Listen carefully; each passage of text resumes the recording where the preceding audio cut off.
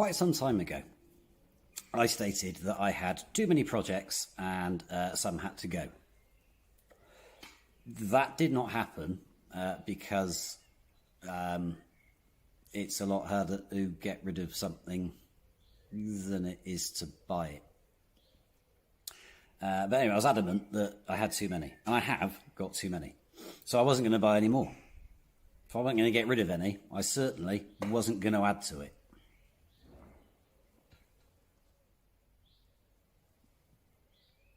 However, there is a car that I have known since I was like 0 years old.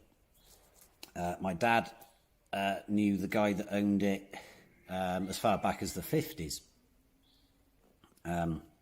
So it was the first car I kind of looked at that it was, oh, I want that car. And it was with the same guy for decades, and he passed away, and the car vanished. It then turned up, it seems it was sold, I don't know, via the estate, or I don't know that bit of the story, but anyway, it vanished, and then it turned up on eBay. And it was sold for £2,000, which realistically was all of its money. But I didn't know, I didn't have a search at the time for that particular car, or that type of car. So I didn't know it had been on eBay and sold. I hadn't been alerted to it. So anyway, it sold. It then vanished again. And it was, I think, only a few weeks later, it popped back up on eBay, but via, it was an auction, but it was from, I think it was Car and Classics or it was some classic car auctioning people that listed it on the bay. And I was bidding on it because I had been made aware that it was available. So I bid on it, and my maximum bid was, I thought, a ridiculously high amount of money. I also thought no one is going to bid anywhere near this amount of money for it, so I'll get it for maybe £2,500, which I could have lived with. Anyway, it turns out I didn't, because it sold for quite a lot more. I mean, 2 and a bit times realistically what the car was worth. So I missed out on it, and I wasn't at home at the time that the auction finished. I'd gone out fully expecting to come home, open eBay up and go, oh, good, I'll be off to collect this car. Anyway, that didn't happen. The guy that bought it used it for a few months apparently, and then became quite ill. And he had listed it for sale a few times. And I did make him an offer, which was rejected. But that was still far more than the car's actual value. And although I really wanted the car, there's a bit of a balance between, head ruling heart ruling head, and thinking, this is actually ridiculous. And to be fair, the guy that had it, he paid far too much money for it, and I think he'll freely admit that. He paid a lot of money for what he thought was a work of art, and I agree with him, it is, but it's probably the worst one left on the road, because it was still on the road, it was still being used, and it shouldn't have been. Anyway, historic. You don't have to MOT it, right? So it's fine. Anyway, roll on several times later that he's listed it for sale and it hasn't sold, and yada yada yada. It ended up a marketplace. It was on there for a few months for £4,500. Didn't sell. And then a rather large tree fell on it, and I've seen the tree. It was enormous, which sort of tells you how strong the car still is, despite the condition that it's in, and it's bad. Yeah, it's really bad. And B, I don't know what B is actually. No, the car was still quite strong, but I think whatever slight strength it had left in the body has now gone far away. This car has always looked rough. I remember this car from when I was, like I said, a wee kid. It's always looked really beat up, but it never looked any different.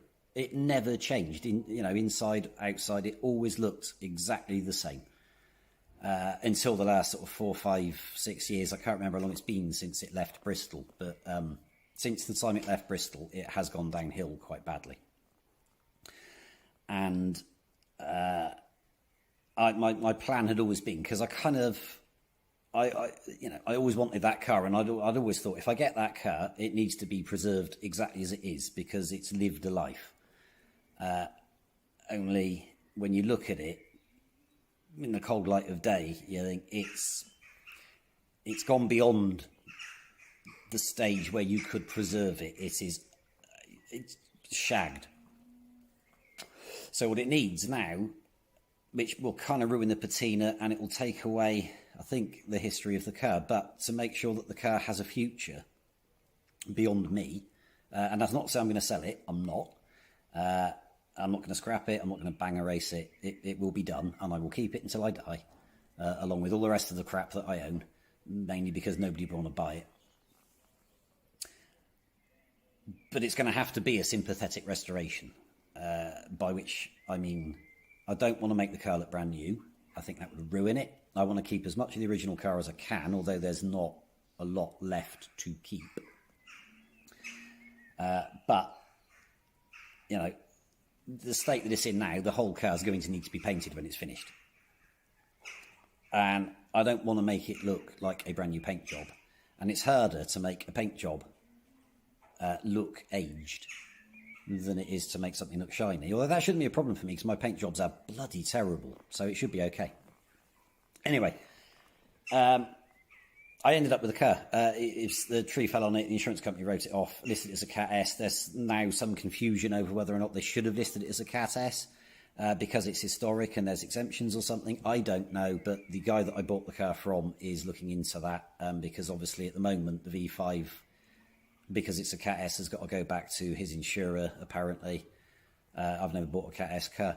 But if you can get that lifted, then we can just do the new keeper supplement bit, job done, happy days. If not, I'll have to apply for a V62, which I'm quite happy to do. That's not a problem. But it all got a bit complicated. But anyway, a guy had offered him 1,500 quid to take the car away for spares, and I did not want that to happen. I really didn't want to see that car broken. So I got hold of the owner, and we made a deal quite late on Wednesday night. And I immediately messaged my good mate Matthew, who has a recovery truck, Mr. Blay, and sort of said, you're busy tomorrow. Do you fancy going across the country to collect 2.5 tons of rust? And he did. He got up very early. I got up very early. Off we went across the country, loaded car, brought car back. Car is now here. Car is not yet in the shed. It will be going in the shed directly. It's not in the shed currently because there's a lot of stuff in the shed. A lot of stuff needs moving. And also at the moment, I can't make the car run, and it's really bloody heavy. The back near side brake was entirely stuck on when we got in, and Ashley beat hell out of it and got it freed off whilst I was having a fag. But it's still really heavy, and to push it in here would be difficult.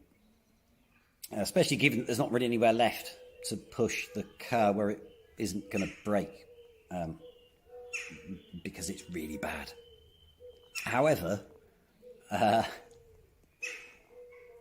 really like it. It's a million times worse than I thought it would be, and I knew it was awful, but it's still my good mate Kitch. I think his sort of defining moment was having an SM. Because apparently he has one. I mean, no one knows, right? But he does have an SM. And I think that was sort of his defining, I've got an SM. I've made it. Which is absolutely fair enough. I mean, SMs are, uber cool. For me, however, that car, I think, is I might not be as cool as an SM owner, but that car makes me cooler than I was. Or significantly more stupid. I'm not quite sure which at the moment. However, anyway, I've waffled quite a lot. There's a lot more of the story of that car I'll probably go into at a later date, because it really has had a life over many decades. But yeah, rather than sit here and waffle on about that, because I've not scripted any of this and I've forgotten everything I've said already, I'm going to show you around this quality piece of English engineering. And you too can marvel in my coolness. Without wishing to string this out, because there'll already be a thumbnail, so you know what it is already. But, I mean, behold. Look at it. It is... well, this is an Austin A125 Sheerline. And it's not just an Austin A125 Sheerline. It is the one I always wanted. Having now got it, I'm sort of questioning why. But it is the ultimate in just... I mean, look at it. It goes on. There's a lot of real estate in this car. It goes on and on. It gets worse and on and on. Now, this isn't the first look round for me, and I'll be honest, we've already done some stuff to this, which I didn't film because we got quite excited when it arrived. So myself, Ash, and Matt, who collected it with me, decided that we'd sort of have a bit of a play around with it. So we've already actually got most of the damage out of the roof because the roof was properly stoved in. There is a lot of damage left. That's actually quite a bad ding. There's a ding there. There's still a ding there. There's quite a bad ding there. There is another ding here, but this bit was stuffed right in. I'll try and find some photographs that the previous owner took and posted online. I'm sure he won't mind if I show them. Because they showed slightly better just how bad this roof was, and it was, and it's already a million times better. Ignore the bird poo. I think that's arrived since yesterday. These dents I'm not too worried about, because I think with a bit of heat and some gentle massaging I can get those out and actually probably fix that so it won't need filler. And although there's a lot of rust everywhere, the roof's actually not too bad. There's, I mean, God knows what's going on behind here. There's a lot of filler in this car. I mean, tons of filler. I'm pretty sure there's a crack here.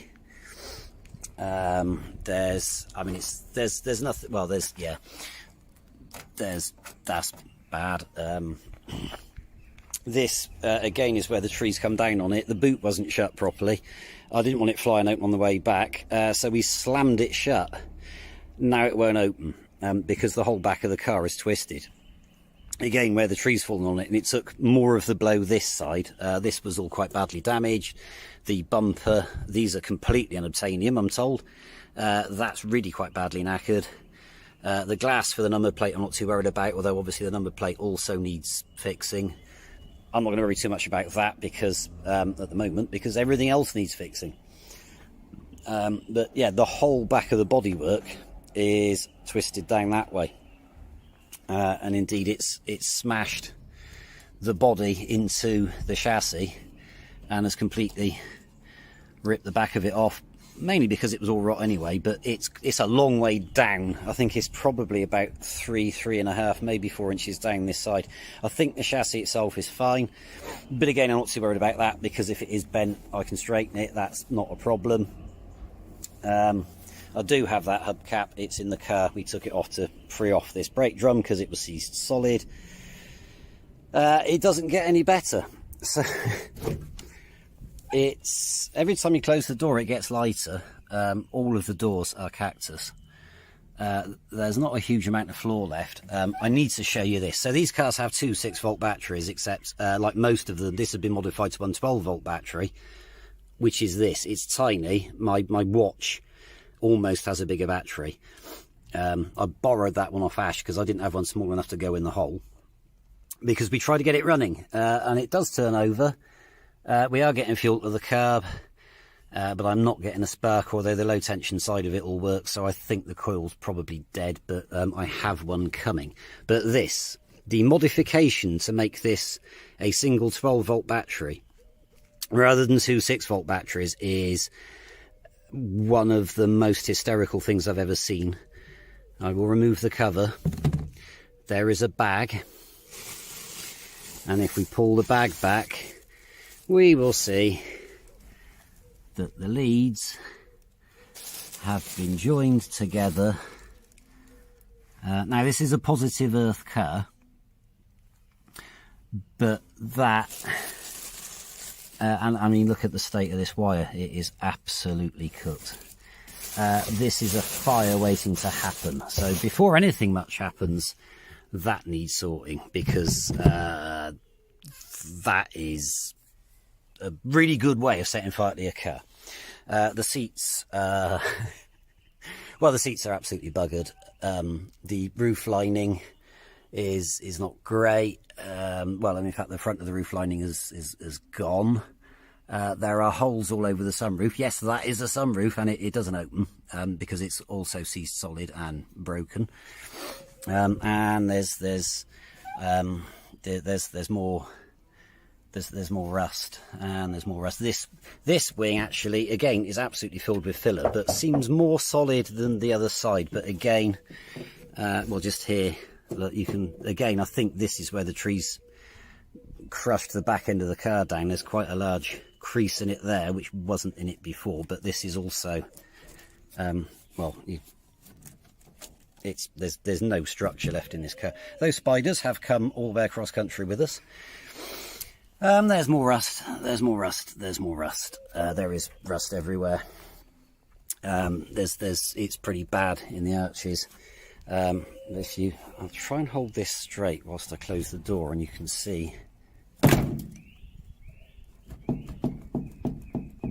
I'm not sure you can see it, but the whole side of the car moves when you close the door. The panel gap is, I mean, this is an Austin, and they did become British Leyland, I think. Were Austin part of British Leyland? Of course they were, yeah.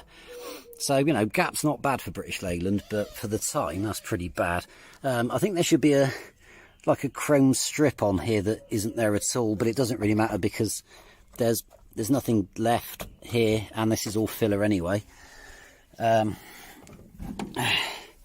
The front doors, similarly, not really there anymore, although actually this one is better than the driver's one. There's quite a hole there, and well, there, all the way along there. Actually, I have lifted that carpet and had a look at what's left of the metalwork in the floor pan, and there ain't a lot.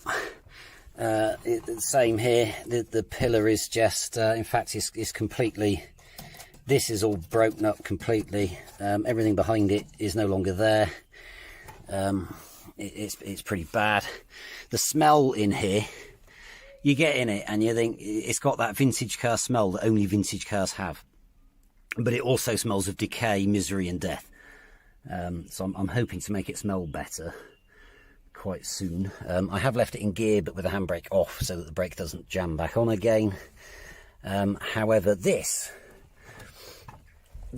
I assume doesn't work like everything else on the car currently. The only thing that I've got working is the oil pressure gauge, and I know it works, so I've turned the engine over and it lifted, and that appears to be it. The starter motor works, but there is no spark. None of these switches, bar the starter button, does anything. I don't know what any of those extra switches do. There's an extra switch over there by the bonnet release that I don't know what that does. They're not labelled. There's wires hanging out of it everywhere. This is amazing. This is the choke. Now, I can't find anywhere on this car where a choke lever would have been.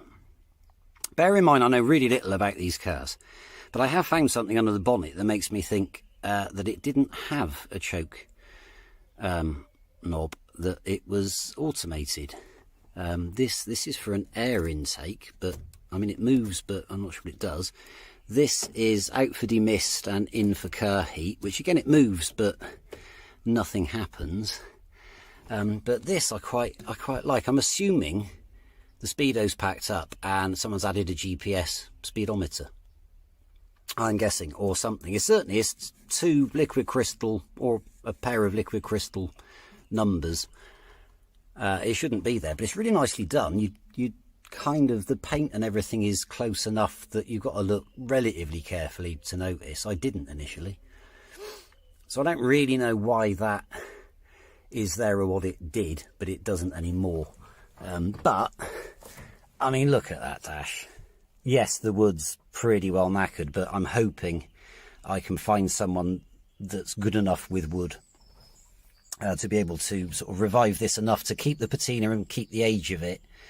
But, you know, maybe varnish it and prevent it getting worse, or I don't know anything about wood, so I need to find someone that does know about wood who can tell me the best way to prevent any of this from getting any worse. Because I don't want to wreck it. I don't want to replace it all with new stuff, because again, this is from well, there's some debate about this car. The previous owner said it's 1951. I believe it's a late 1953 car, but either way, it's either 71 or 73 years old, and this is how it came out of Longbridge. So in fact, it's still got look at that.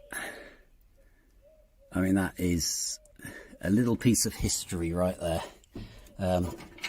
That knob is broken, but I do actually have the end of it in there. You can tell, actually, how well they've faded. I'm guessing this snapped off years ago and was left in the glove box. It is a very different colour. You don't really look it, but it is a very different colour. I could have a new one made. I'm sure I could get one printed or whatnot. But again, they're an original part of the car, so I'd quite like to keep them. And if I had a new one made just for the fog light, it'd never match the rest, and it wouldn't have the age and the fading and the life that these have had. So I'm probably just going to stick this one back together and you know, have it a different colour, just live with it. Yeah, the wiring is, I am going to have to rewire the entire car, you know, because everything in this is just, it's a hiding to something catching fire. I don't know, these bonnet releases are very... I had all sorts of trouble trying to open this one yesterday. I might not be able to open the near side one. I should be able to open the offside one. It does, of course, have semaphores, which... I can't actually open it now, but it's got semaphore trafficator things. Needless to say, like the rest of it, it doesn't currently work. I mean, nothing works. The panel gap here is not great. There's some more holes here. This none of this is very secure. There's a huge amount of filler in this wing. There's some very elderly damage down here. These bumpers have deteriorated horrifically. They were still quite clean when this was in Bristol, but now it's actually rotted through completely in places. I don't know what the chances are of getting a replacement front bumper. Probably about the same as a rear one, non-existent. But I'll look into getting that repaired at some point. The badge is still there. It's deteriorated slightly, but I love that. Lucas P100 headlights. I mean, that's what makes these cars over the A125, which was the same chassis but bodied by Vandenplough rather than Austin. But those headlights are just awesome. This also has some accident damage. It's all bent, but equally there's no strength left in it. There's a hole in there. This wing's really bad. This is quality. So this at some point had corroded through on the corner. To repair that, a steel plate had been riveted over the rust, seemingly not painted, and then a skim of filler on top of that, and then the filler has, well, there we go, look, the filler that is quite thick in places, that was painted black, and then I'm guessing that all started falling apart because it was rotting through from behind, so some duct tape was applied over that. There's it's gone there. The corner is all filler. All of this is filler. There's an enormous gob of filler here. I think this on its own probably weighs about a ton. There's more filler. There's more holes. The little air vents, they don't work. The Austin badge is missing. I think the bonnet is probably savable. This side does open fairly easily. The other side I'm struggling with. These mirrors, I believe original. They're also useless. I can quite see why the original guy that owned it fitted these, because at least you can see something out of these. Although from the driver's seat I can see that mirror, you can't see anything useful out of it. From the driver's seat I can't see that mirror at all. So, you know, they might look pretty and they'll stay, but it's the I always remember this car with these mirrors. However, I am going to, when I get that far down the road, probably replace these mirrors, which are sort of, I think, aftermarket. They're not exactly very, yeah, I think they're probably sort of 70s or 80s, cheapy from something. I don't really know what they're off, but anyway, I think I'll replace them with some chrome, nice looking sort of period mirrors that you can actually see out of, because that's just dangerous. I mean, the rear view mirror is great. It's like looking through a letterbox because the rear window's quite tiny. Annoyingly, the windscreen is going to have to come out because all of the framework around it it's not there anymore. There's quite a lot of silicone has been added to it in places, I think, to try and keep the water out, but it's all really rough. I know you can't get the gaskets. I don't even know how you take these out, to be honest, but I know you can't get the rubbers for the windscreen anymore, so I'll have to have something made, because I can't leave it, because, again, patina's one thing, corrosion where it's just going to continue getting worse, and I can't get to the corrosion with the screen in it, so it's going to have to come out. So when we go to the driver's door, this is some more rust. The little quarter-like glass is sort of, that's not really fitted anymore. I'm not sure this door is shut properly, is it? No, it is, and there's you can sort of see into the car, so it's dropped quite a lot. You can see how far it's dropped. Another semaphore. And then you get to the bottom of the door, and indeed the rear door, much the same. This has been hit at some point because it's actually bent in and back. But again, also duct tape, which has been painted over on top of the rust and filler, which is nice. There's not really a lot left of this door. I'm guessing these are Mazak, but they've for the age they're absolutely fine, but they're weathered. Door cards are cactus. There's bits of wood missing. I'm pretty sure that's been replaced because it's not as nicely done as the other side. I mean, the cornering on this is why I need someone that knows wood, because that is a fantastic bit of woodwork and I can't do that. You know, welding, yeah, okay, but woodwork, no. But anyway, if we get to the door, we'll lift what's left of the door card away, and then you can, oh yeah, look, there's nothing left in the bottom of the door. It's all gone. All of the wood frame, and I think most of this car's wood framed, it's not there anymore. The floor, there's an outrigger down there. The floor's completely rotted away, and is actually deforming. It's bowed in quite badly where the seat's on it. I think it's that weak that the weight of someone sat on it is actually deforming the floor. This has been repaired before, because all of this that's rotted away, someone's added a piece of metal from the other side and then screwed it to the rusty bit. And that this side does have some sort of cover. I think that should be chrome. I don't really know. I'm going to have to ask a lot of questions on the owners forum about this, because I just don't know. But yeah, this is a mess. The whole floor is a mess. If we go to the back, this is, it's not actually attached to anything anymore. And I don't know if you can see it. Probably not. There's a wheel arch in there. And you can put your hand through it because that's completely corroded away. This, I'm assuming, is what should be on the front, and the rest of it is like a sort of bit of rubber mat. But again, there's nothing left in there. I can actually put my finger right through it. Yeah, this is. There's nothing left there. There's nothing left under this, whatever this is. So, oh, yeah, there we go. Yeah, there's more rust. There is nothing in here. It's just sort of rubber and free floating stuff. I don't know if I can get any of this, or whether I'm just gonna have to make something.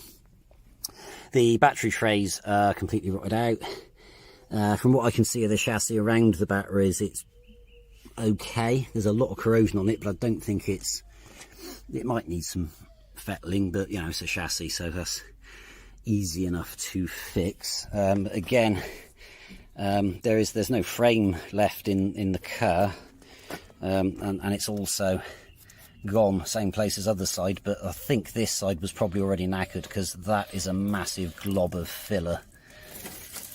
Yeah, there you go. Oh yeah, well, in fact, there's yeah, there's that filler's probably about 1/2 inch thick, but there's absolutely nothing left behind it. There is some metal there. I'm not quite sure what they've done here. Maybe maybe that's not filler. Maybe they filled it with like wood filler or something, or wood hardener, to make up for the fact that yeah, I mean, that's pretty knackered.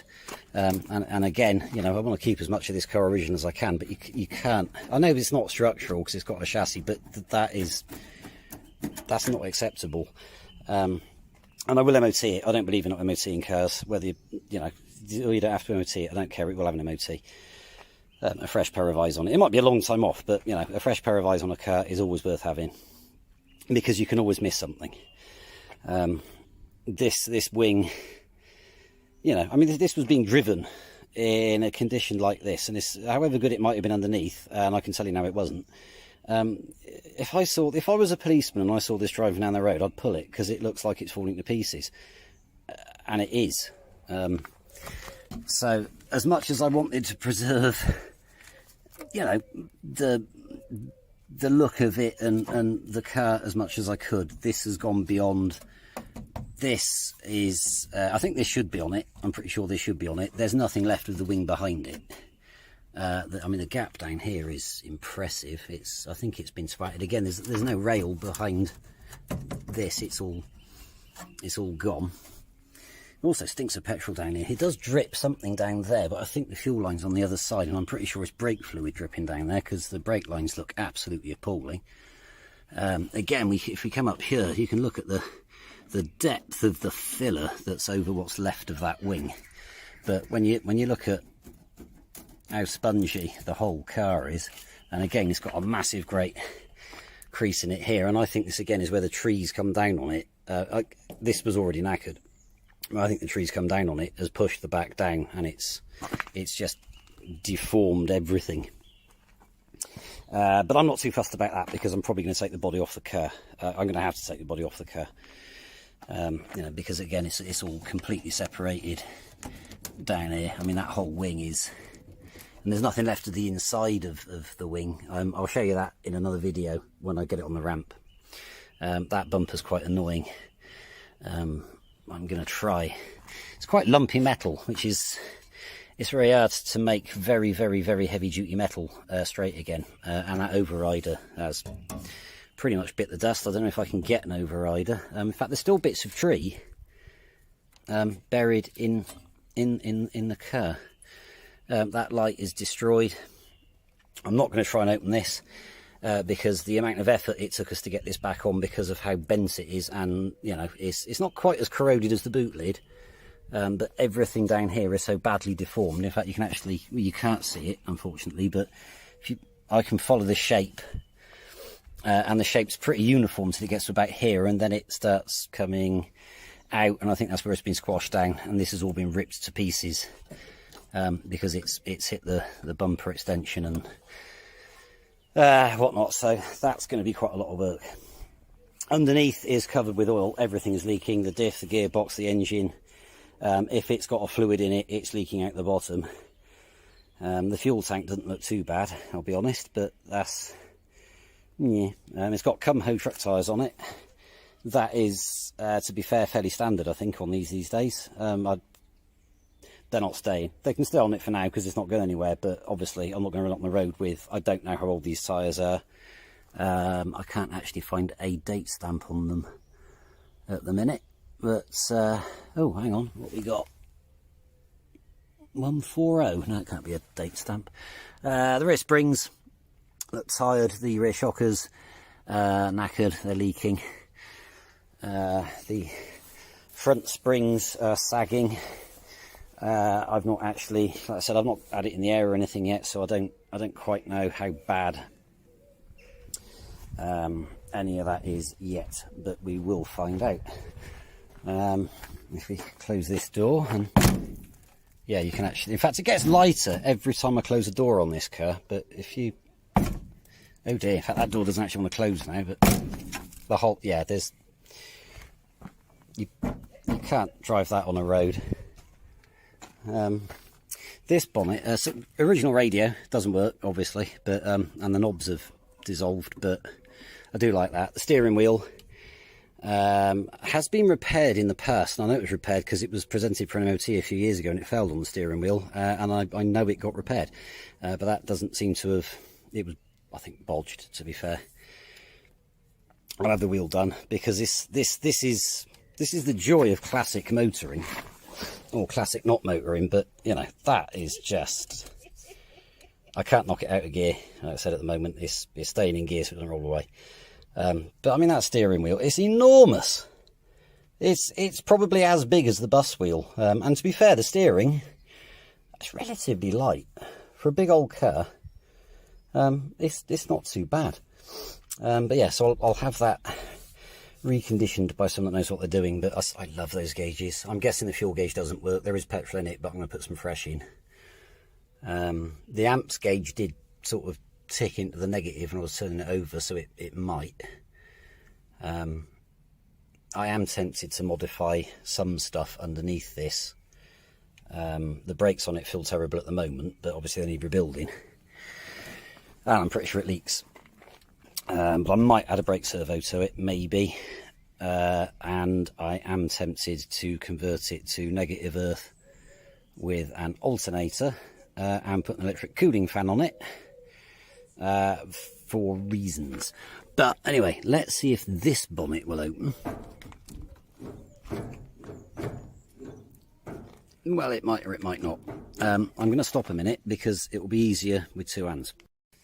So yeah, this side does open, the other side's reluctant. It's, God, it smells of petrol in here. I was getting quite a lot of petrol out of the overflow yesterday, because I was manually priming it. And there is a cable that comes off the fuel pump primer. I'm not sure if there's something inside where you can prime it. I really don't know, but it'd be nice to open the other side of the bonnet, but the latches are absolutely knackered at the minute. I'll deal with them. Because there's that thing there with a cable off of it on an arm that goes to the choke. And it's long since been disconnected, the wire's been cut. But it kind of looks like it's an auto choke, but just an electric thing. But there's only, well, that I can see, one wire coming out of it. I don't really know how it works, what it does, or whether or not this car should have it, because I really don't know a lot about these cars. But I can't see anywhere in the car where a choke cable would have existed. So I just don't know. But there's a lot of interesting wiring going on. I'm pretty sure the coil has had it. I've got the plugs out because I've had some oil down the bores. So yeah, I've got a coil coming, and hopefully, given that there was fuel getting to it, I should be able to start it as soon as that arrives, because it's getting power. It's just not a lot happening. Two enormous horns. Don't know what they sound like. They don't work. The wiring over that side of the car, I'm pretty sure, is not original anyway. It doesn't look original, and it looks burnt and fried. So I'm gonna, in fact, yeah, that looks plain, like it's been on fire. This is what I've bought, and I don't know why I'm as happy as I am about it, because it is terrible. But I really love it. I don't know why I love it. I think I just like broken things. But again, I think that was totally a hurt overhead thing, because I've known this car for so long. Had it been any other Sheerline, I probably wouldn't have bothered. I mean, there was a really nice one for sale a few months back. I think it went for £7,500. Again, unrestored, but in really nice, well-preserved condition. And I sort of looked at it and thought, I could buy that one. That's a nice car. And it would make far more sense than this, because the other one, you know, has always been maintained, and it works, and it doesn't look like it's been chucked off a cliff, and it's not rotted out. But it's not this one. There is going to be a huge amount of work in this. At the moment, I'm not going to go mad with it. I want to make it start, run and drive and stop, because it's really heavy to push. It will be going inside in a minute, but yeah, I don't want to keep pushing it around, and I don't just want to park it up and leave it there until I get around to doing it, because that won't help it either. Cars do not like being sat up doing nothing. Anyway, this is what I have bought. I am stupidly happy about it. Oh, there's some more rust, and again deformed. Yeah, I'm going to have to learn a lot about these cars and how they were put together, because none of this is the shape it should be. Pretty much from the front bulkhead back, everything is a weird shape, nothing fits, everything's collapsing. And I really don't know about how they were constructed, other than I'm pretty sure behind here everything should be a wood frame. I'm pretty sure there's wood frame down the pillars. There's certainly wood frame around the back, what's left of it, which is not a lot. There's all sorts of damage on the roof. Although it does share something in common with the BX, which is sort of makes me feel better about it. It's got drain tubes for the sunroof, and I'll be honest, I'll never complain about how rusty a sunroof on a BX gets again when I look at the state of this, and again how much real estate there is in the roof of this car. It's not a massive car by modern standards maybe, but it's a bloody big car, and that is a lot of sheet steel that I think is probably all one piece, or it was. I'm not sure it still is, but it was. So yeah, thanks for coming to my TED talk on why you should buy an Austin Sheerline. Anyway, thanks for watching. We'll see you in the next one.